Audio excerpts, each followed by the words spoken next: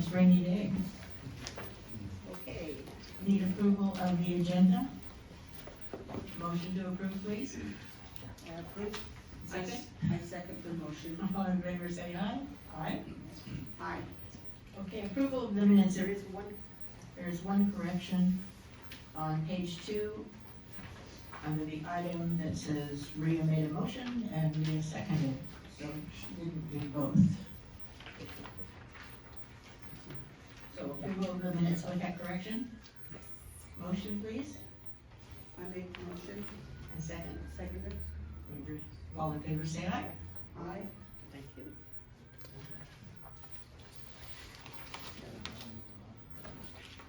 Public comments on matters that are on the agenda and non-agenda items. Anyone wishing to speak?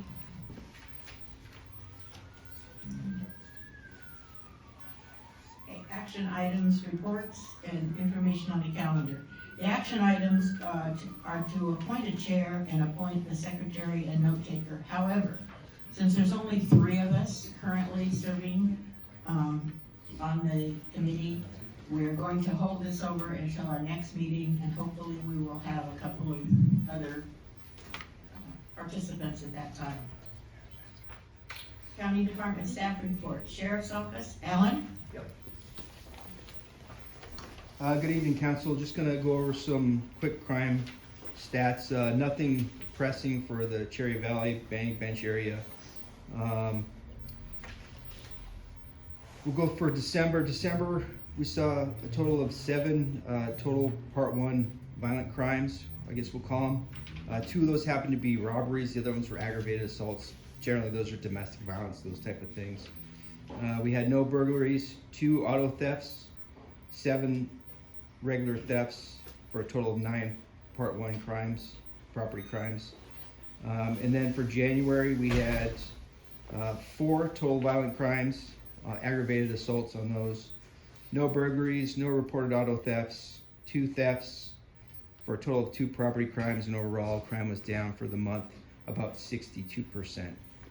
Other than that, not a whole lot to report from as far as crime statistic trends, that type of thing for the area. It will be my last MAC meeting.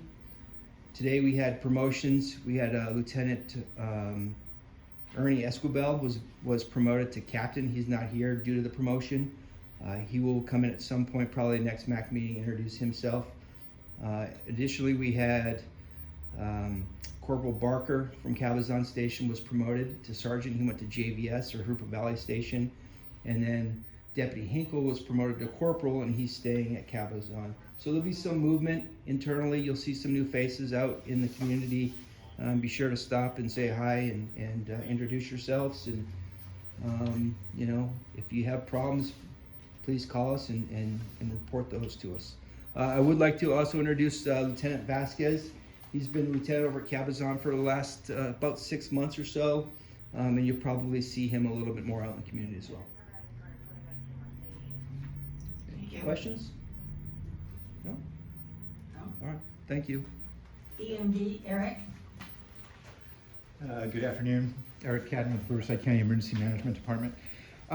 We've had a couple earthquakes somewhere in Indio Hills. A lot of people thought that was going to be the big one for San Andreas Fault. Fortunately, that was not the case. Dr. Lucy Jones, who is the earthquake lady, said that wasn't close enough, but it's a reminder for us to be prepared for disasters, and I think there was one out here the other day as well. So we're pretty close to the San Andreas Fault, but Riverside County actually has 3 very active faults. They also have the Lake Elsinore Fault and San Jacinto Fault, which both can produce at least a 7.0 earthquake, so a catastrophic earthquake.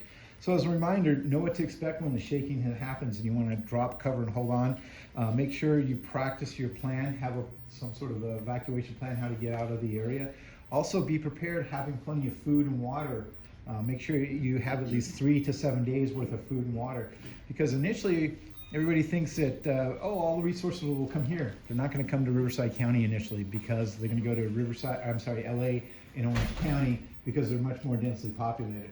Orange County, which is a very small county, have approximately 3.5 million. LA County has approximately 10.5, and we're at approximately 2.5 million. So initial resources will go to LA and Orange County, so we're gonna be left on our alone for a few days and on our own. And people often will say, well, FEMA will come in and will do airdrops. Well, that's not the case. And if they do airdrops, where are the airdrops gonna be and can we get there? So very, very important to be prepared for that disaster. It's gonna lessen that impact. Same within your vehicle, because the 10 freeway never gets shut down. And we've been caught in the 10 freeway, right? So having plenty of food and water in your vehicle as well. Stay informed, know your family game plan, and you can go and get more information at our website, rivcoready.org, rivcoready.org. And even though it's raining right now, one of the things that we also send out is the wireless emergency alert, the WIAs, so when fire alarms say, hey, we need evacuation orders or warnings, we send that out. And how many people have signed up for Alert Rivco? Anybody sign up for that? Okay, a couple people. Well, that's good because I have our QR code. You guys can sign up right now. And you'll also get messages when you're out of town if there's a fire in the area and there's evacuation. So what I'll go ahead and do is I'll pass around the QR code and feel free to sign up. We don't give out any of your information, but all of your information is already out there, as we all know, right? So that's the end of my report, unless anybody else has any questions. Sir. The services will go into the more heavily populated areas, LA and Orange County. What is stopping LA and Orange County citizens from migrating out to us? Probably freeway collapses and road closures. They could as well, but you got to remember we're going to get severe shaking here too because we're right along the San Andreas. Now imagine this whole area moving 6 feet back and forth like this. The other thing is people usually think, well, the further away you're from a fault, the less shaking you'll have. If you look at the earthquake map that they actually have a simulation, and we can bring that at the next MAC meeting. It only takes a moment to show this map. But with the shaking that happens in LA and Orange County too, they're gonna get severe shaking because the ground is so soft. The other thing that's gonna happen is, remember, think of a bowl of Jello. You shake the bowl of Jello really, really fast and hard. What happens to that bowl of Jello? Keep shaking, right? That's what's going to go on in LA and Orange County because the ground is softer. There's going to be a lot of heavy shaking there too. So there's going to be a lot of damage. So we're going to have the same issues out here. We're going to get more intense shaking, especially along the pass here in the Coachella Valley. They're saying that the shaking could last up to a minute, minute and a half in the Coachella Valley with that. So that's a long time, and that's going to be scary. So I think the transportation could be issues. The roadways are going to be damaged. I guess my thought is I would rather be out here shaking than having thousands of people coming out here wanting my preparations that I have done. Yeah. And it's more of a violence type of a thing that I'm concerned about. I don't think that they'll be able to get out here, and I don't know that for sure, but that's why we tell people to be prepared for disasters, right? Leave at a moment's notice when those evacuation orders and warnings come out. Or if you think you need to leave when there's a wildland fire, please leave. We saw with the Palisades and the Eaton fire, people didn't want to leave, and they were killed. There was a couple individuals that said, "Oh, I'll just fight this fire with a garden hose." Well, unfortunately, they didn't survive that. They found them with their garden hose that was burned up. So people will say, "Well, how do you stop why can't you stop the wildland fires?" Well, how do you stop a tornado and a hurricane? It's just a force of nature. So please listen when fire and law gives those orders, and we send it out to please evacuate the area for your safety. Thank you. Thank you. Yes, Code enforcement, Sandra? Hi, good afternoon, everybody. Just would like to thank everybody that's here. I'm just gonna read a few statistics. So I have 15 APNs in the area, which is covered Banning, Cherry Valley, and Beaumont, parts of Cali Mesa as well. I have a total of 95 cases that are open. Between our last MAC meeting and today, I closed 37 cases. And again, if you have any questions, concerns about a specific area, why it's not being worked, please bring it up to my attention. I left my business cards out there. Send me an email, call me, and then that way it'll be on my radar and I could work it. It's just, we do have a lot of cases and sometimes I don't get to some on time. If anybody has any questions. Thank you, Sandra. You're welcome. CAL FIRE. Morning, everyone, or good afternoon, everyone. My name is Matt Dingman, and I'm here for the Riverside County Fire Department. Specifically, my division handles the hazard reduction, weed abatements, and AB 38 inspections. So right now, obviously, it's raining, so that's good. Fire hazard alert is pretty low, obviously. We're gonna have quite a green up, though, when the rain does stop. So we'll have a lot of those weeds will be growing pretty quickly. So basically, that's what our division is going to be handling. If you do have any parcels near your homes or your businesses or just around town that do not have any structures on them and they are egregiously overgrown, please reach out to us over at Hazard Reduction, Riverside County Fire. You can reach us at rivcofire.org, Hazard Reduction, and you can go ahead and submit an online complaint to us, or give us a call and we can help walk you through that as well. And we'll come out and do an inspection and make sure that you have the required defensible space around your home or your roadways around those parcels that need work to be done on them. We can also utilize private contractors to go out and force abate some of those if we don't have property owner compliance. So outside of that, we're also here at the county. We've taken over the AB 38 program, which is the real estate requirements for homes that are in high and very high fire hazard severity zones to complete their fire safety inspections as they go in and out of escrow. So if you're buying a home or selling a home and you exist within those severity zone maps, then we'll basically, you'll have to reach out to us, fill out a form online, and we'll reach out and assign an inspector to come out and perform an inspection for you to move through your escrow process. So that's basically what we're here to report on, and if you guys have any questions, I'd be happy to answer them. Of course, absolutely. I'll get it to you afterwards. Thank you. Okay, thanks very much. Transportation, John Ashlock. Good afternoon. Thank you for having us here. I'm John Ashlock with the Transportation Department for the county in the construction division, filling in for Hector Davila. So not a whole lot to update today. We completed the Oakland Road reconstruction project before Christmas, so that is complete, along with some work on Cherry Valley Boulevard.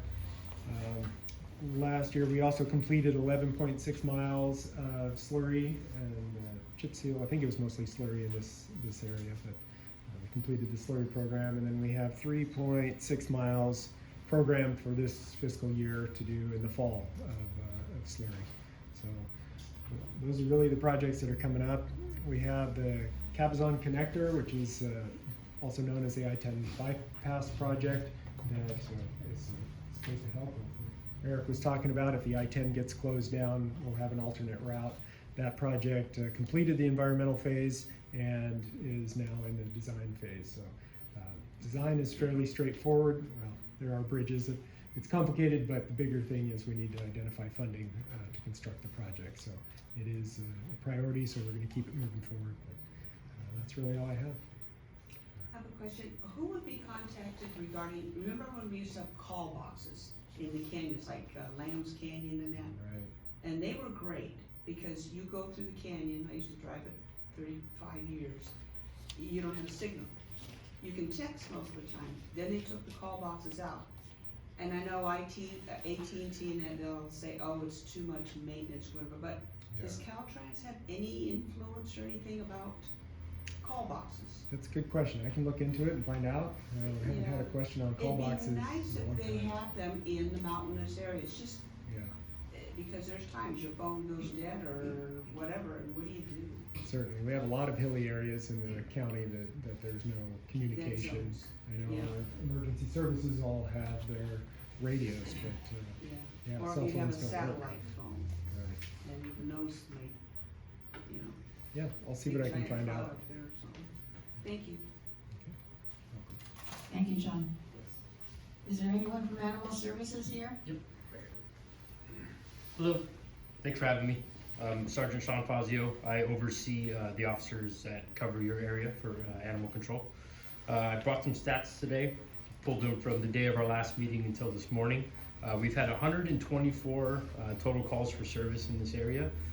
Some notable ones out of that, we had 7 reported bite investigations, 8 deceased animals, 12 possible animal cruelty investigations, and 23 stray roaming animals. From those, we picked up 12 deceased animals. We've issued out 3 citations, and we've impounded 23 animals. So all the ones you called about, we caught.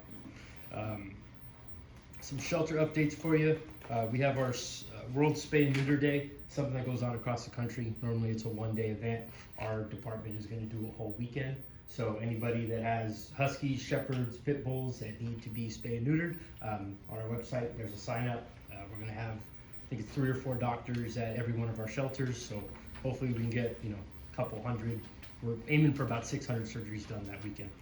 That is going to be the weekend of the 24th of this month. Like I said, sign-ups are on our website. It's possible that they're filled up. We've had them open for about 2 days now. But I will leave a flyer here if you want some more information. And then just another shelter update, our San Jacinto shelter has opened our vaccine clinic Tuesday through Fridays, and it's by appointment. So if you know anybody that needs vaccines for their animals, have them go to our website, set an appointment up. Super easy, takes about 10 minutes. They come down to the shelter, someone will come out, do the vaccines right there in our front clinic. Can you verify the date? You said the 24th of this month? Yes, yeah, February That's not a 24th to the weekend, 27th. That's not a weekend? No. Then I should say a week, sorry. So we're just doing the 3 days, but it is February 24th to the 27th. So that will be, Tuesday to Friday, Okay, the 24th through the 27th? yes. Yeah, and, okay, so the flyer about the spay and neuter, Mhm. I'd kind of like to print some off, so if I go to, is it rcdas.org? Yes, I can yes. find the flyer there? Yep, and then you know How what? has it been advertised so far? I mean, it's great, because I love when these. They blasted it out over social media. Uh-huh. So our Instagram, our Facebook, and I believe that's it.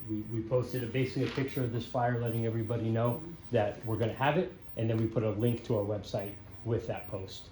But you can easily just go onto our website, click on our veterinary tab, and this will come up, and it'll have basically a calendar. You Yeah. click on the day that you want, and it'll have a bunch of time slots for whatever is still open. Like I said, it could be filled up. We have a lot of people that need spay and I'm neuters sure right now. there's a great Yeah. lack of that kind of thing in this But- area. I'll go ahead and write our website at the bottom here. And the vaccine clinics, where did you say they were? That is at our San Jacinto shelter. It's at 581 South Grand Avenue. And that's, I'll find that in the website. too, Yeah, the yeah. flyer. There's definitely appointments for that still. And like I said, that's Tuesday through Friday. Yeah, I think I'll put it on the Lost Dog site, because dog people tend to Definitely. look at that. Definitely, And definitely. then one last question, Mhm. while you're here. It's, I know that dogs often in Cherry Valley go somewhere, and the dogs in Beaumont go somewhere else. So Just where are the depends on dogs- the jurisdictional dogs in Cherry lines. Valley go now, because it was Coachella, it was Ramona, Yeah. it keeps changing. So right now they're going to our San Jacinto shelter. Oh, that's So that's the 581 South Grand. Yep, All right, thank you. awesome. Yeah, no problem. A lot of information there, John. Yeah, yeah. Cool. Thank you. Thank you. Planning. Elizabeth? I'm not Elizabeth, but I'll step up. I'm, the third or fourth John today, John Hildebrand. Good afternoon, everybody. I'm the planning director for the county. I think this is the spot here. A couple things to report on. The property owner is here today. There's a small 4-lot subdivision being proposed over off Bluff Street, and I think Mesa, there it is right there. It's about 10 acres in total. They're dividing up to 4 lots. I believe the purpose is to eventually develop homes on them and deed them off to his family. So we're going through the review process right now. This project, because of kind of the small scale, relatively small scale, it would only go to our director's hearing for consideration and potential approval. Other larger projects would go to normally planning commission or board of supervisors for consideration as well. And so this one's still being in the review process. I don't believe there's any construction intended at this time. Once it's subdivided formally, they'd be able to submit construction drawings to the building department to pull permits to construct a house on it. So it is residentially zoned property, so they'd only be limited to developing houses on that property. So, are there any questions about that? They'll all be RA1, I'm still, is that? Correct, yes, 1 acre minimums. And obviously you can see their minimum size is 2 acres being proposed on them. So that's the configuration proposed for each of the 4 lots, kind of deeper lots, yeah. So, I just wonder, because Yeah. the lot next to me was divided, and they had a stipulation in there that I loved. Yeah. It said no barbed wire. Did they do that? it's, Because that's an area where there could be. yeah, it's sort of it's in our design guidelines. There's fencing materials that are allowed or not allowed. There's sometimes policy areas that allow or don't allow other types of materials or designs to be used. So I'd have to verify explicitly where it says no barbed wire, but Because it is obviously near the Banning disencourage. Water Canyon, right? What's that? It's near the Banning Water Canyon, Yes, it is, correct, yes. and, Close to it, yeah, just okay, south of it's it. just something I like, Yeah, so. absolutely, good. Wondered if the All county right. was doing that So still. this will be subject to the public hearing process. When it's ready to go, we send out notices and be on our formal agenda and on our website. So, all right, very good. If Did you want to add anything? Yeah, if you have any questions, the owner and the son are here Yeah. present. Very good. All right. Couple items. You may or may not have interest in this, but we're working on a Cabazon community plan right now, just a little bit east of us here. The community plan entails some general plan land use changes. We're trying to focus and concentrate growth in the downtown core area, just south of the 10. Look at some branding opportunities through design guidelines. And obviously that area has challenges with public sewer systems, right? And so the type of density and development that we're trying to achieve in that area really can't be achieved today until we solve the sewer problem.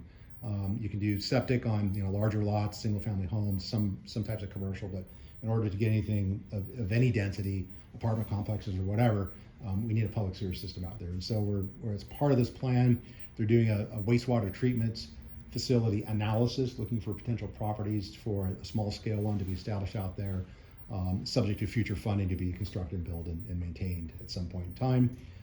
Looking at infrastructure, other utilities as well, sewer systems and wet and dry utilities to see kind of where the gaps are, what we can do to kind of help bolster some type of development growth in that community in the future. And so if you're interested, we're going to be having some more community engagement meetings and workshops out that way a little bit further. But if you want more information about that, our website, the planning department, contains all that information.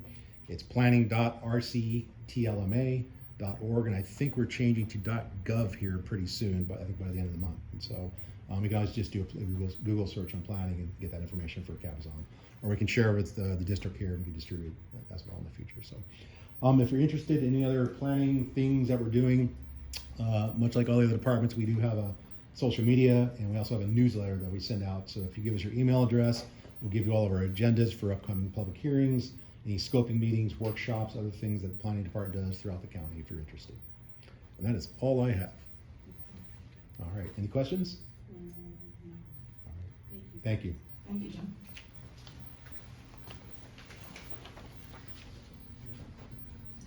Okay, staff report? I'll just stand up really quick. Crystal Reza, Legislative Assistant for Supervisor Ixtian Gutierrez. There's not really much of an update from our office other than we have 2 member openings. We have 2 alternate member openings for our for our San Gorgonio Mac. If you know anyone that would be interested, I do have applications with me. Feel free to reach out, or my colleague Omar. And that's it from our office. Thank you, Crystal. Any report from council members? No. No. Moving right along. Agenda items for the next meeting. We would be appointing the new representatives and their positions. Any other comments from the community? This is about the quickest meeting we've had, I think. Yeah. I should run it all the time, shouldn't I? Okay, stay dry. Thank you. We'll see you. Thank you. See you in May.